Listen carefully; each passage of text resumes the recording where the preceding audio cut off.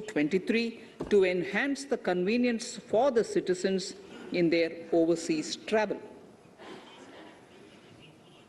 By the time of India at 100, nearly half our population is likely to be living in urban areas.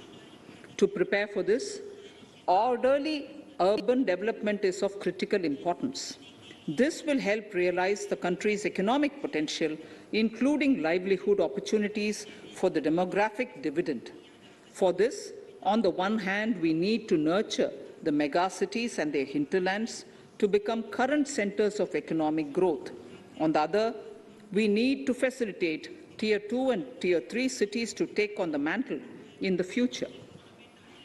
This would require us to reimagine our cities into centers of sustainable living with opportunities for all, including women and our youth. For this to happen, urban planning cannot continue with a business-as-usual approach. We plan to steer a paradigm change. A high-level committee of reputed urban planners, urban economists, and institutions will be formed to make recommendations on urban sector policies, capacity building, planning, implementation, and governance.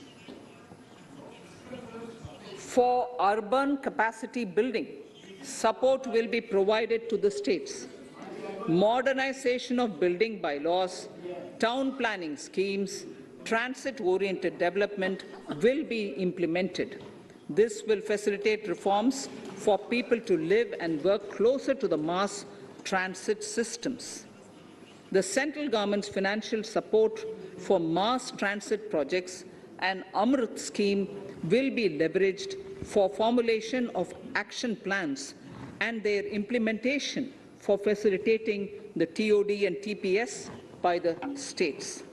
For developing India-specific knowledge in urban planning and design, and to deliver certified training in these areas, up to 5 existing academic institutions in different regions will be designated as centers of excellence. These centers will be provided endowment fund of 250 crore each. In addition, the AICTE will take the lead to improve syllabi, quality and access of urban planning courses in other institutions. We will promote a shift to use of public transport in urban areas. This will be complemented by clean tech and governance solutions, special mobility zones with zero fossil fuel policy and EV vehicles. Battery swapping policy. Considering the constraint of space in urban areas, for setting up charging stations at scale, a battery swapping policy will be brought out and interoperability standards will be formulated.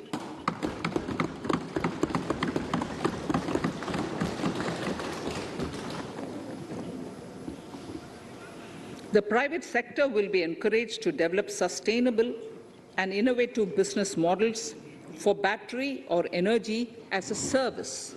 This will improve efficiency in the EV ecosystem. Efficient use of land resources is a strong imperative. States will be encouraged to adopt unique land parcel identification number to facilitate IT-based management of records.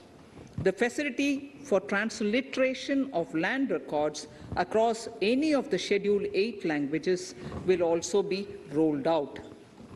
The adoption of linkage with National Generic Document Registration System (NGDRS) with the One Nation, One Registration software will be promoted as an option for uniform process of registration and anywhere registration of deeds and documents. Necessary amendments in the code IBC will be carried out to enhance the efficiency of the resolution process and facilitate cross-border insolvency resolution. Accelerated corporate exit. Several IT-based systems have been established for accelerated registration of new companies. Now the Center for